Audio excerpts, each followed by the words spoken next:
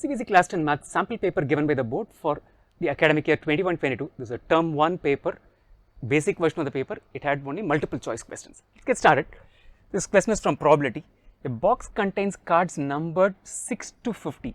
So, you are starting from 60, going all the way up to 50. A card is drawn, one card is drawn at random from the box. What we need to compute is a probability that the card that is drawn is a perfect square, something like a 4, 9. Obviously, if you are going to start from 6, 4 is not going to be a part of the count. Let's first start by finding out the total number of cards that we have in the box. Total number of cards in the box is equal to 50 minus a 6 plus a 1, because when you are subtracting a 6, you are not counting 6 into it. So, we need to include 6 also, which is why we are adding that 1 later on. So, 50 minus 6 is a 44 plus 1, 45. So, we have a total of 45 cards with us. Now, starting from 6 all the way up to 50, let's list down all the numbers that are perfect squares. So, perfect squares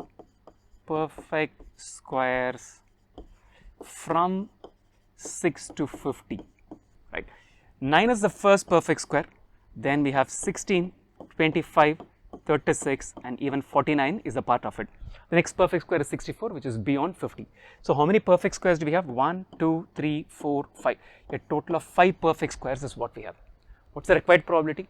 We have to select a number from these 45 numbers and we are trying to find out the probability that the selected number is a perfect square.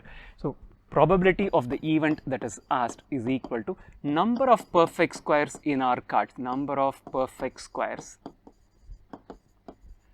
divided by total number of cards that we have. Number of perfect squares, total number of cards. Number of perfect squares, we counted it to be equal to 5, right. These are the 5 perfect squares. How many total cards did we have? We had 45 total cards. So, that gives us a probability to be equal to 1 by 9. Take a look at the 4 answer options. Which answer option is right? Choice D is the correct answer to this question. Before you leave, I want you to do 2 things. 1, sign up at online.maxtute.com to get started with CBSE Class 10 Math online tuitions. It takes all of 5 minutes and less than 3 steps to get started.